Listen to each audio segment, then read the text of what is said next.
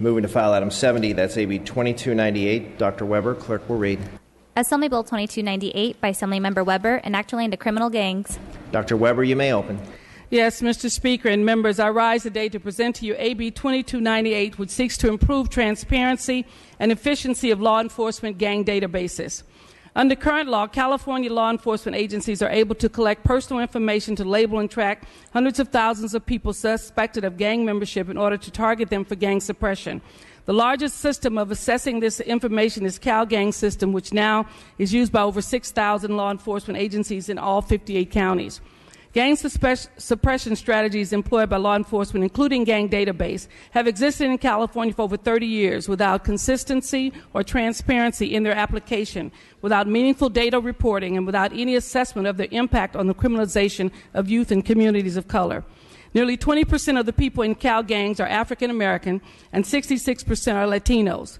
Since only 6% of African Americans of California are African American, and just 38% are Latinos, this represents an alarming racial disparity. In 2013, Senate Bill 458 under Mr. Wright began addressing these concerns by young people by granting minors the right to know if they're on the database. However, people 18 and older still have no right to be notified, inquire about their designation, nor have any opportunity to appeal their designation. In addition to subjecting individuals to gang suppression, discrimination, and exclusion, gang allegations can negatively affect access to immigration relief from DACA. The purpose of this bill is not to eliminate the gang database. It is simply to place California on a trajectory that strengthens community-police relations. One, by extending to adults the current requirement that youth have under 18 to be given a notice, as much as well an opportunity to contest inclusion in a shared database. It also by removing individuals from a gang database after 3 years without a convicted violation of California Street Terrorism Enforcement and Prevention Act, and to improve transparency by requiring the California Department of Justice to post online each local law enforcement agency's annual report on gang database demographics. This bill will not impede active law enforcement investigation. In fact, law enforcement will not have to notify an individual if it was to compromise an active criminal investigation. Additional law enforcement will not need to create new notification process, since each agency should have a mechanism in place due to the Wright bill of notifying those under the age of 18. For many of you who don't live in the inner city, you may know of stories of gangs and activities, and truly this is not a pro-gang bill, because all of us who represent the inner city know how devastating it is to have youth gangs in your community terrorizing individuals and making life very difficult. So this is not a pro-gang bill. But we also recognize if you live in the inner city, the worst thing in the world that can happen to your child or your young person is to be placed on the gang list without them being a gang member. And someone says, what's the likelihood of that? Approximately 10 years ago, as my son, who had been a cancer patient, had finished his chemo treatment, was driving home with a friend from a dinner in downtown San Diego, was stopped by San Diego police, sat on the curb. They basically went through his entire car to see if there was anything, and there was nothing. And afterwards, then was told, well, we might place you on the gang database list for absolutely no reason at all. Because I am who I am, he was upset when he got home. I called immediately to the chief of police to basically demand that my son not be put on a gang database. And so what happens is that oftentimes our young people are placed on this list with no knowledge that they're on the list at all. And they should be told, yes, you're being placed on it, and have an opportunity at least to appeal the decision. That doesn't mean they'll win the decision, but at least you know you're on the data gang base. And so this is really about transparency and fairness that's there. It will not impede any investigation that's undergoing, because the police do not have to release any information about an investigation that's occurring. But it is important because in this House, we have already had a number of gang enhancement bills, so that if you're a gang member, you immediately get more time in prison. You get all kinds of things that happen to you. So these are no longer just a list that has no impact. It could have profound impact on a person's life if they don't know they're on the list and they get arrested for something else and they're listed as a gang member. They can be prosecuted. Last year, our district attorney picked up 15 young people who were on a gang database list who had not committed a crime, but in an effort to intimidate them, some of them were probably not gang members. Some of them appealed to the courts and after a couple of years won their case. Unfortunately, A few of them who did not have resources copped a plea in order to not have a murder charge placed on them. They accepted a plea to do 15 months in jail. This is so unfair for young people who may not be gang members. So it's not about dealing with the gang members themselves, but about making sure that a person who is put on a list knows they're on the list, and it's about transparency. I respectfully ask for your aye vote for AB 2298. Thank you, Dr. Weber. Ms. Melendez, you are recognized. Thank you, Mr. Speaker. We're not talking about young people in this bill. We're also talking about adults. We're not talking about unsuspecting children. We're also talking about adults. Mr. Speaker, permission to read? Without objection. Thank you very much. According to the State Sheriff's Association, in 2013, they negotiated amendments to Senate Bill 458, which was by Senator Wright, provided for parental notification when a minor was entered into a shared criminal gang database. The idea was that parents could intervene in unknown activity by their children, which absolutely makes sense. AB 2298 undoes that agreement reached in SB 458 and goes far beyond providing for parental notification by requiring notification to adult gang members of their entry into a shared criminal gang database. This measure would allow active adult participants of a criminal street gang to contest their entry in the database and request a formal hearing to remove that designation. It undermines public safety. We are not talking about children. We've already addressed that issue. You're talking about adults. We have discussions on this floor about the gang violence that takes place in many of the communities in here, about the drugs and the violence that comes along with that. There has been a number of members who have stood up and said, we need to stop this. Well, you're not going to stop it. You're going to undo it with this bill. While the intentions are good, and I agree with the author that we should be notifying the parents of minors, of children, you are wading into dangerous territory. And for all of you members who do live in districts where you have a lot of drive-by shootings, where you have a lot of drug-related crime and gang-related crime, you better think twice before you vote for this bill, because you will have to answer to your constituents as to why crime has increased. I urge a no vote. Mr. Gatto, you are Thank you, recognized. Mr. Speaker. One of the hallmarks of our nation is due process. Due process means the notice and opportunity to be heard. Ours is a society that does not keep secret lists. We don't do that to our citizens. We believe that everybody should have a right to know when the government puts you on a list that can have consequences, and to give you an opportunity to fight it, to have your day in court.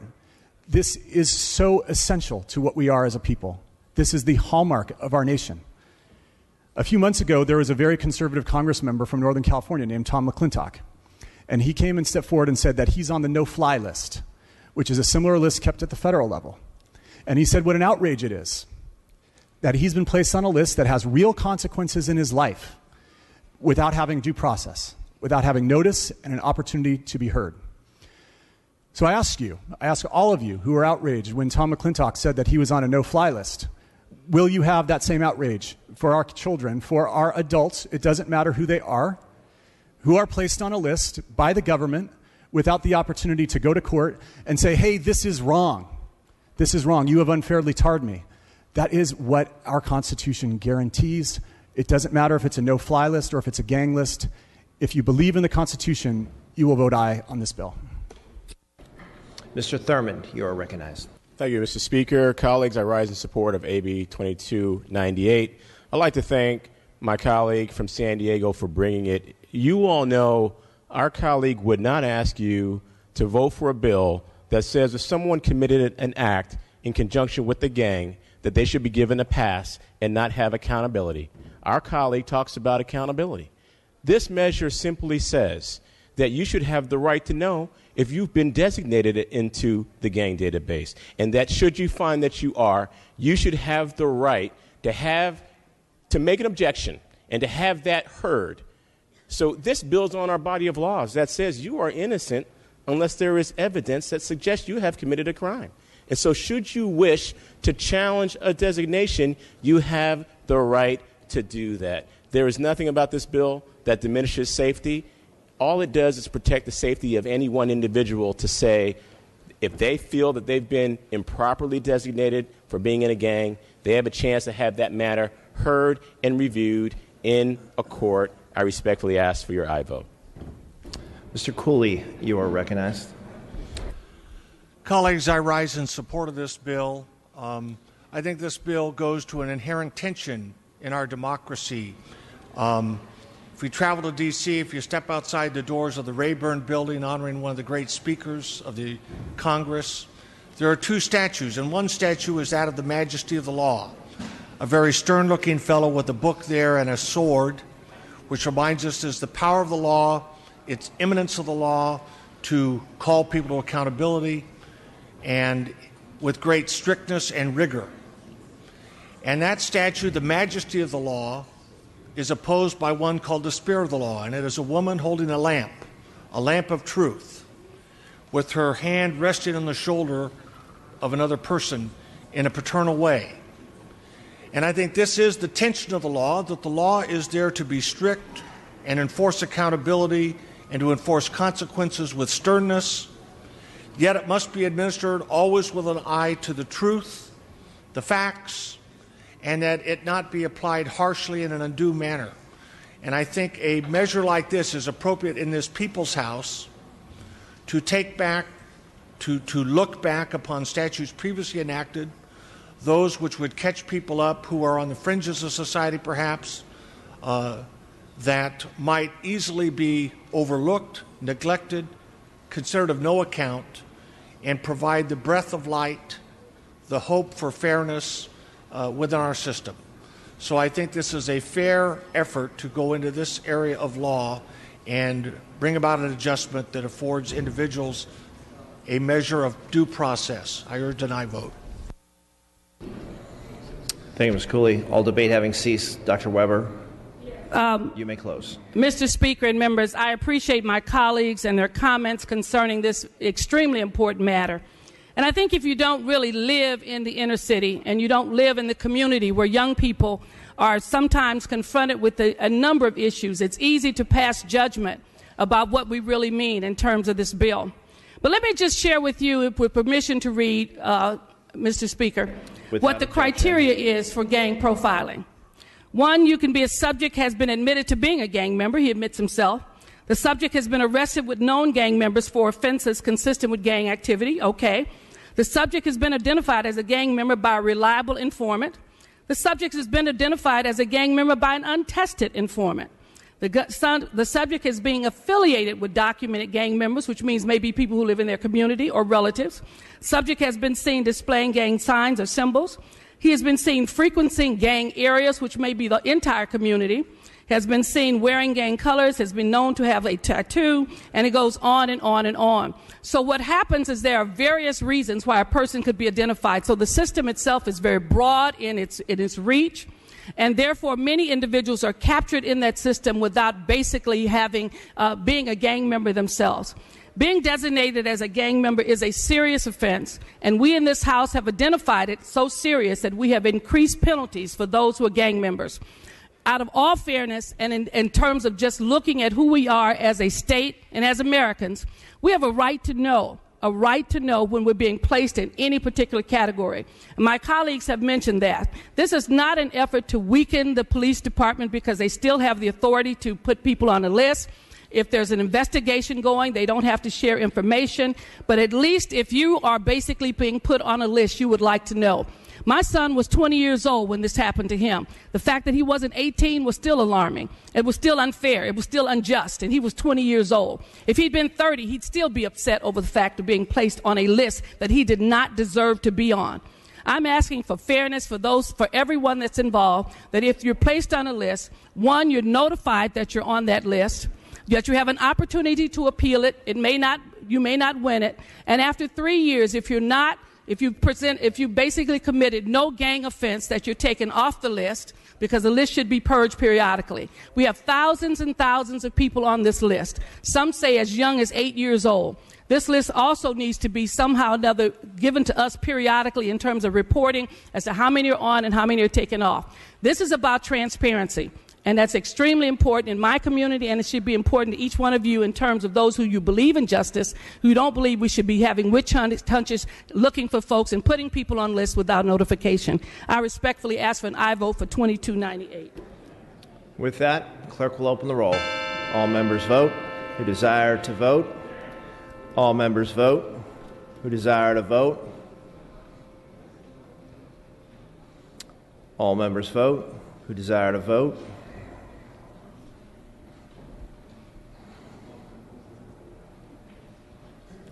All members vote who desire to vote.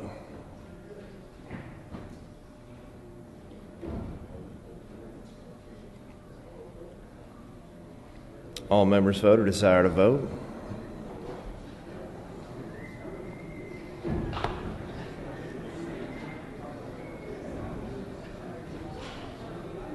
All members vote who desire to vote.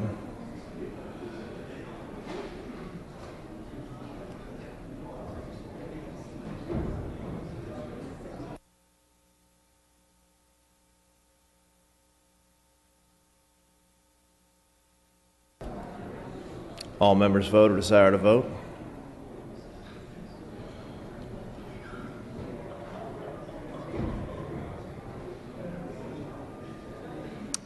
Dr. Weber. For you, I will work on that. Who am I missing? Alejo? All members vote or desire to vote. All members vote who desire to vote.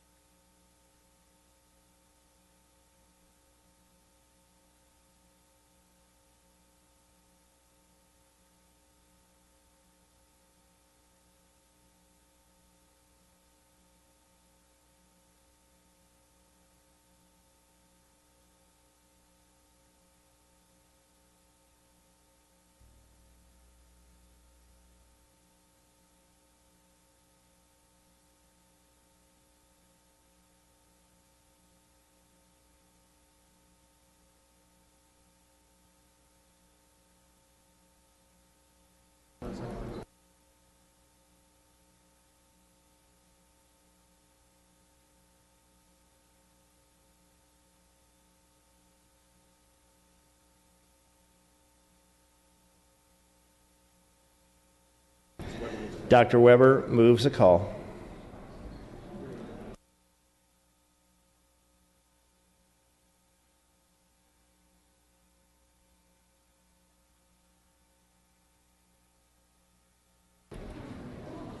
File item 71 is AB 2308. Clerk will read. Assembly Bill 2308 by Assemblymember Roger Hernandez, enacting into healthcare coverage. Mr. Hernandez, you may open. Mr. Speaker and members, AB 2308 seeks to reduce the number of eligible but uninsured young adults by offering California community colleges and CSU student information about health care upon enrollment. Young adults ages 18 through 34 are uninsured at almost double the rate of older adults. Even though they have many new coverage options under the Federal Affordable Care Act, this bill is a proactive and practical solution which will help uninsured students around our state enroll in a health plan. AB 2308 sunsets in 2021, giving schools, consumer advocates, covered Californian health plans adequate time to educate our student population about health care coverage. This bill has no opposition and has enjoyed bipartisan support throughout its path. I strongly urge an aye vote. Seeing no discussion or debate on the item, clerk will open the roll. All members vote who desire to vote. All members vote who desire to vote. All members vote who desire to vote. Clerk will close the roll. Tally the vote. Ayes 48, noes 12. The measure passes. File item 72, AB 2322. Clerk will read. Assembly Bill 2322 by Assemblymember Kansan Chu, an act relating to vehicles. Mr. Chu, you may open. Thank you, Mr. Speaker. Permission to use the prop? Without objection. Thank you very much. I rise to present AB 2322, which will allow the Department of Motor Vehicles to offer a removable and transferable decal that reads student driver, the one I'm holding right here, to the recipient of an instructional driving permit. Student drivers can affix this decal to the rear or side windows of their vehicle. This decal will help bring awareness to those new drivers and avoid aggressive behaviors. The DMV will charge a fee for the reasonable cost of providing the decal, and this bill has no opposition. I respectfully ask for your aye vote.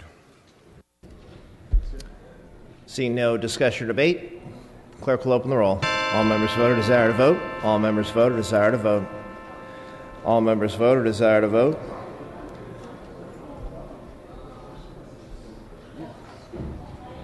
Clerk will close the roll, tally the vote. Ayes 52, noes 4. Measure passes. File item 73, AB 2386. Clerk will read. Assembly Bill 2386 by Assemblymember Williams and others, an act relating to post-secondary education. Mr. Williams. Thank you, Mr. Chair, or Mr. Speaker, members. This bill revises the current makeup of the CSU Board of Trustees to include a classified staff employee on the CSU system to serve as a member of the board. Faculty already have a seat. Other stakeholders have representatives, but the classifieds do not. This ensures that those 20,000 classified employees have meaningful representation on the CSU's governance by encouraging the council and participation of CSU support staff in decisions affecting student services and campus operations. I respectfully ask for your aye vote. Seeing no debate, clerk will open the roll. All members vote or desire to vote. All members vote or desire to vote. All members vote or desire to vote. Clerk will close the roll. Tally the vote. Ayes 52, noes 5. Measure passes. File item 74, AB 2399. Clerk will read. Assembly Bill 2399 by Assemblymember Nazarian, an act relating to public health. Mr. Nazarian. Thank you, Mr. Speaker. Currently, a physician engaged in the prenatal care of a pregnant soon-to-be mother is required to obtain a blood specimen from the mother for purposes of determining the presence of hepatitis B or HIV. Existing law also requires the Department of Public Health to develop culturally sensitive information material in English, Spanish, and other languages to inform a pregnant female about the purpose of obtaining this blood sample. This bill requires that this informational material be translated in all of the same languages that the Medi-Cal program provides translation services. This bill will ensure women receive the vital information related to prenatal testing in the language that she knows best. Seeing no debate, clerk will open the roll. All members vote or desire to vote. All members vote or desire to vote. All members vote or desire to vote. Clerk will close the roll. Tally the vote. Ayes 64, noes 0. Measure passes. Passing temporarily on file item 75. Moving to file item 76, AB 2424 by Mr. Gomez. Clerk will read. Assembly Bill 2424 by Assemblymember Gomez, an act relating to public health. Mr. Gomez, you may open. Mr. Speaker and members, Assembly Bill 2424 would create the Health Improvement and Innovation Fund. This fund will ensure that all Californians are able to achieve optimal and equitable health. Specifically, the fund would allocate money to ongoing efforts that reduce health disparities and chronic disease through community-based strategies. Funding would be focused within high-need populations and underserved communities. This bill has received bipartisan support and no opposition. I ask for your aye vote.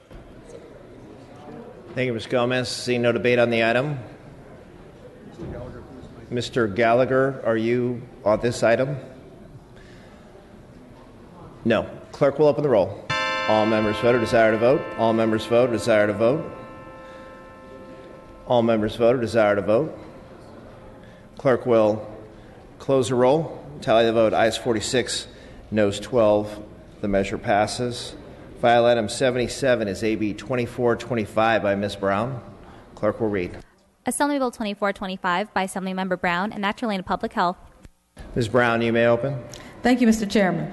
AB 2425 will require the California Department of Public Health develop a data collection plan and establish uniform standards and protocols for the purpose of collecting statewide information on unintentional injury incidents for California's children and youth from 1 to 19 years of age.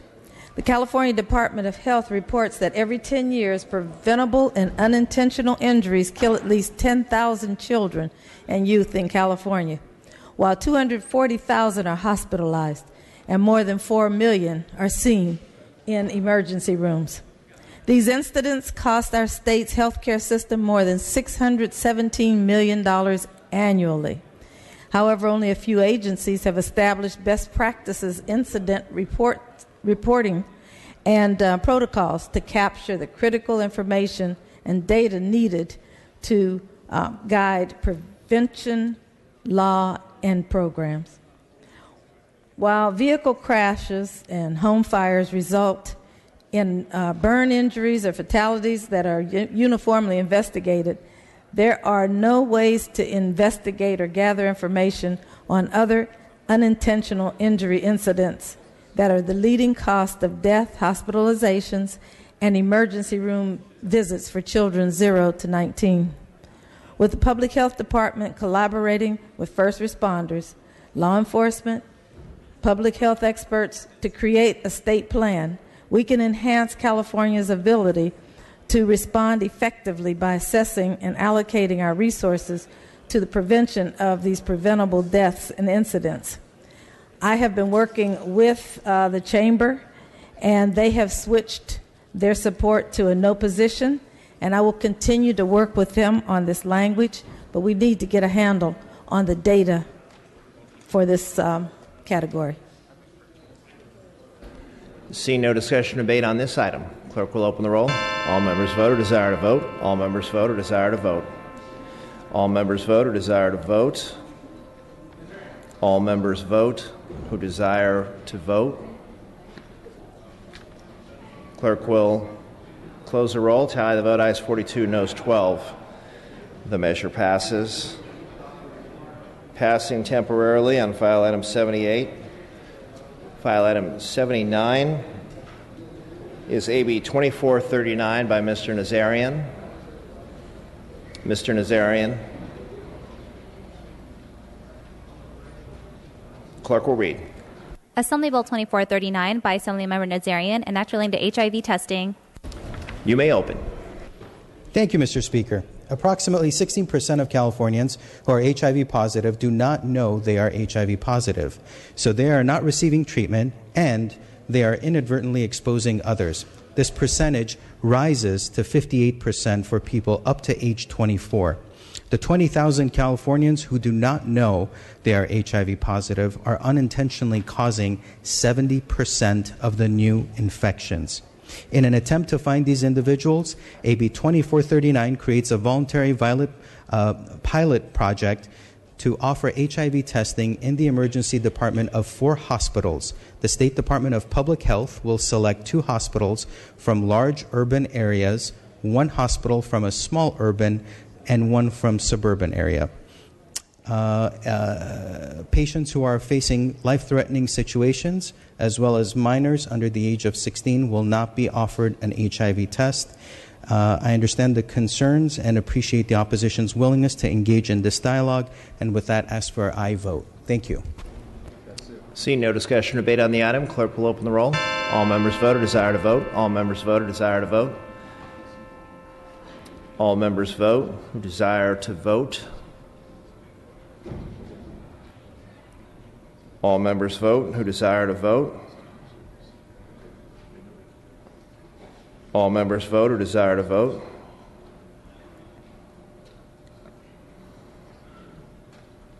All members vote or desire to vote.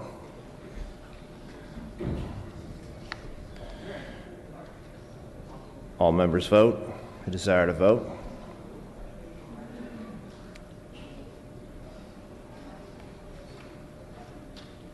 All members vote or desire to vote?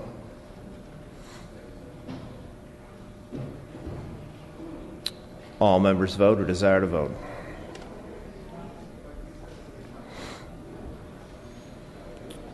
Clerk will close the roll. Tally the vote. Ayes 41, noes 14. Measure passes. File item 80. It's AB 2441 by Mr. Thurman. Clerk will read. Assembly Bill 2441 by Assemblymember Thurman, and Act relating to housing. Mr. Thurman, you may open. Thank you, Mr. Speaker. Colleagues, I rise to present AB 2441. This bill addresses the lack of housing affordability, which we've discussed at great length this year. As you know, many cities are seeing high costs of rent for a one-bedroom. In some cities is over $2,500 a month. We're seeing home sales that are skyrocketing upwards of $900,000 in many areas in our state. This bill really seeks to help our cities to be able to help our workforce, our nurses, our teachers, our first responders, and anyone in the community who cannot afford to live in those communities. This bill provides assistance to cities to use for down payment assistance, to support first-time home buyer programs, and to support rental programs that are geared at preventing the kind of displacement that is happening in our cities. And even though our state has many programs to help with some down payment assistance, these programs typically cap out. And if your home costs more than $600,000, which is the case for many of our areas, you cannot qualify for this program.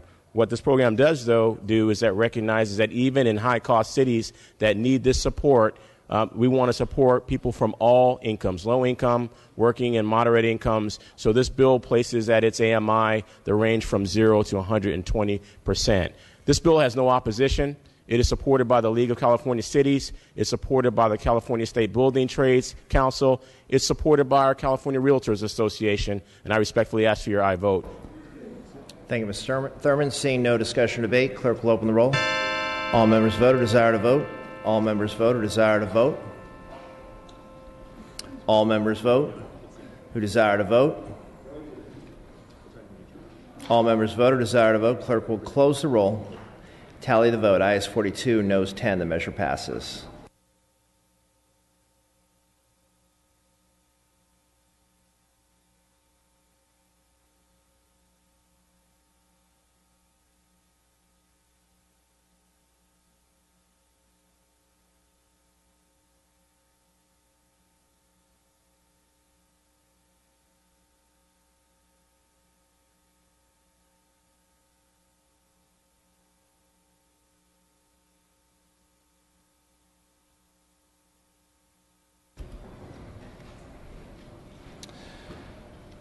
Members, file item 81,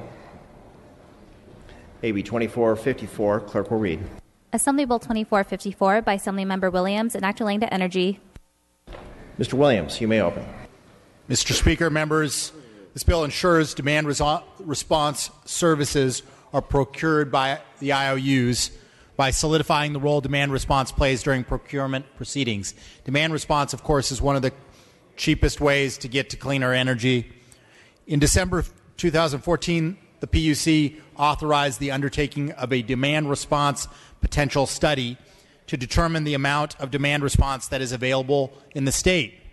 The potential study will be a transparent framework that associates numbers in gigawatts with every demand response in use, the numbers in hours of avoided generation, and a forecast of costs.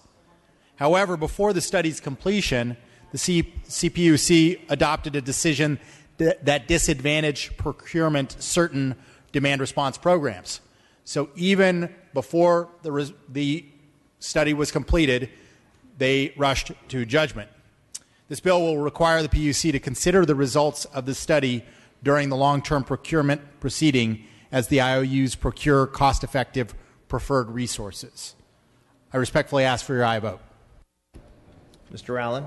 Question to the author. Without objection. I really like what your bill's trying to get at. If you take a look at what the study is purporting to talk about, this could have a huge advantage for power delivery in California. the question I have is, this study is still unreleased. How would this bill essentially mandate the PUC look at a study prior to its being released? Or does it simply state that once a study is released, then it should be put into the process for determination of contracts? Mr. Williams. I want to thank my colleague from Orange County for the question. He is right in the latter of your two scenarios. Once the study is done, it would require them to use that study, and it doesn't even require them to follow the recommendations. It just says that the PUC must consider it in the long-term procurement. Mr. Speaker? Yes, Mr. Allen. With that answer, I think the author is entirely warranted in this bill. I think it's a great bill. I think that the results of the study could provide valuable insight that really benefit California ratepayers ultimately, as well as anyone in California that likes to be able to turn on their light switch and have a light turn on. Thank you so much. Urge and I vote. All debate having ceased, Mr. Williams, you may close if you wish. I urge your I vote. Thank you. Clerk will open the roll. All members vote or desire to vote. All members vote or desire to vote. All members vote or desire to vote. Clerk will close the roll and tally the vote. Ayes 43, noes 7. The measure passes. Members, without objection, we are going to Ms. Burke's items, starting with file item number 91. That's AB 2616. Clerk will read. Assembly Bill 2616 by Assemblymember Burke, an act relating to coastal resources. Ms. Burke, you may open. Thank you, Mr. Speaker and members. Last year, we passed AB 1288 to add 2 additional members to the California Air Resources Board to ensure that they effectively integrate the needs and diverse perspectives to properly reflect California's diverse residents. AB 2616 is similar in that it gives a voice to the environmental justice community by adding 3 new environmental justice appointees to the California Coastal Commission. These additional commissioners will heighten the awareness and dialogue regarding environmental justice on the Coastal Commission and make sure that access to coast is equal for all Californians and not just a few. This bill also specifies that Coastal Commission can consider matters of environmental justice when implementing and enforcing the Coastal Act. This provision will ensure that environmental justice policies are integrated into the culture at the Commission with both staff and commissioners. AB 2616 helps fulfill the mission of the Coastal Act to provide meaningful coastal access to all people, regardless of class, color, or socioeconomic status. It is important to note that as a result of the removal of the affordable housing provision from this bill, the California Building Industry Association, California Apartment Association, California Association of Realtors, California Business Properties Association, and California Chamber of Commerce are now neutral on AB 2616. With that, I respectfully request an aye vote. Thank you, Ms. Burke. Mr. Stone, you are recognized. Thank you, Mr. Speaker and members. This is a great bill that moves the Coastal Commission decision-making process in a very productive direction. The Commission has often tried to look out for environmental justice type of issues, but the Coastal Act gives it very, very specific and pretty much narrow jurisdiction in how it looks at its land use decisions. By being able, under this bill, to have the authority to look at environmental justice issues, have a voice for environmental justice on the Commission itself as it deliberates these very important decisions with respect to access to California's coast, how California's coast development moves forward in our state, is truly the right direction given our current situations here in California, where so many of our communities are being left behind as development moves forward, left behind in economic development. I strongly urge an aye vote on this bill. This is a tremendous effort for the future of the coast of California. Mr. Allen.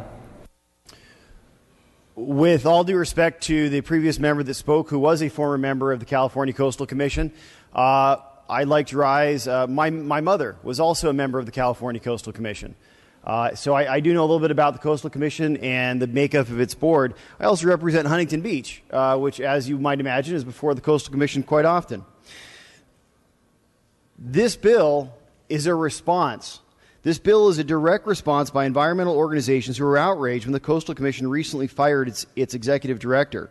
These organizations are afraid that the Coastal Commission is becoming too friendly with local governments and developers, when the truth of the matter is that the Coastal Commission has been criticized for decades, not just around my family table, but among many others, for being openly hostile to development and private property interests in the coastal zone.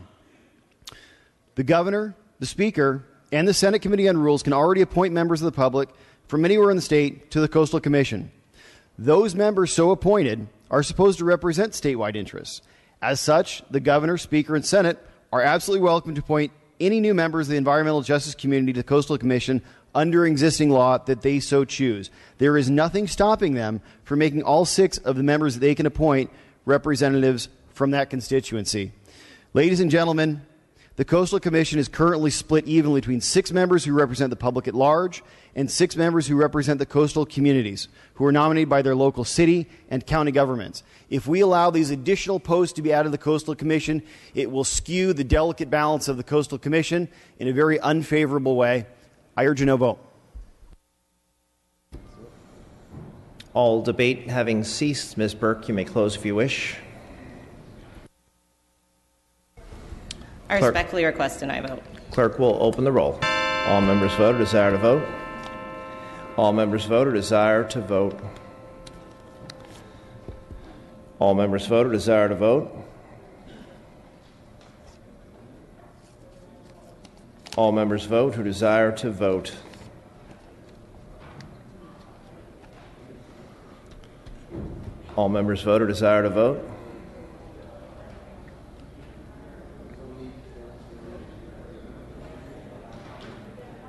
All members vote or desire to vote.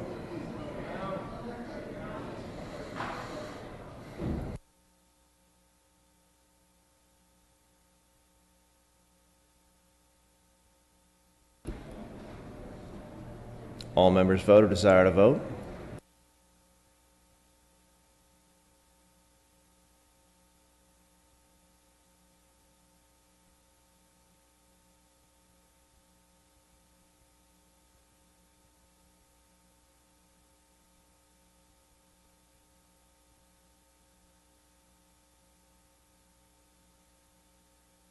All members vote or desire to vote. All members vote or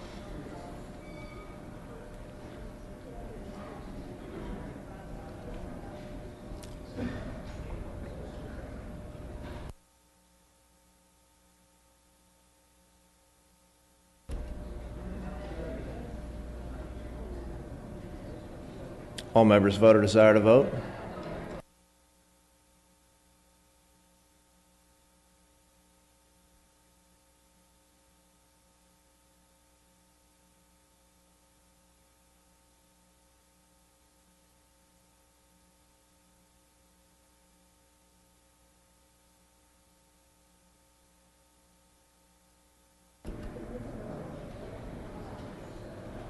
All members vote or desire to vote.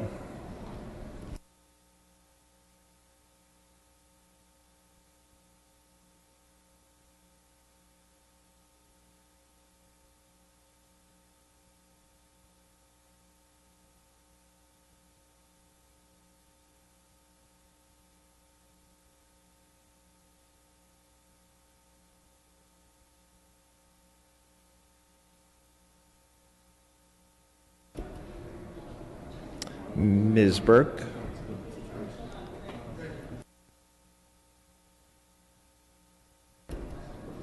All members vote or desire to vote.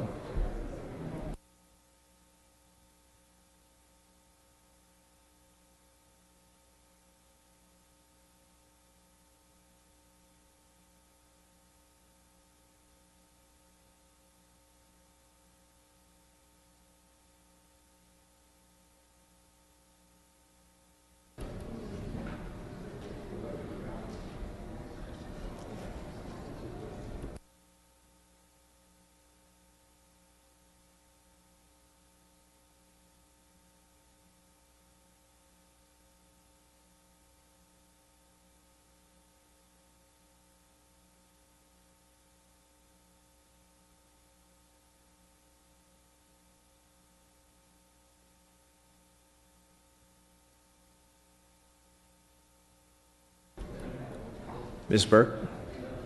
Can you hear me? Move the call. Ms. Burke moves the call.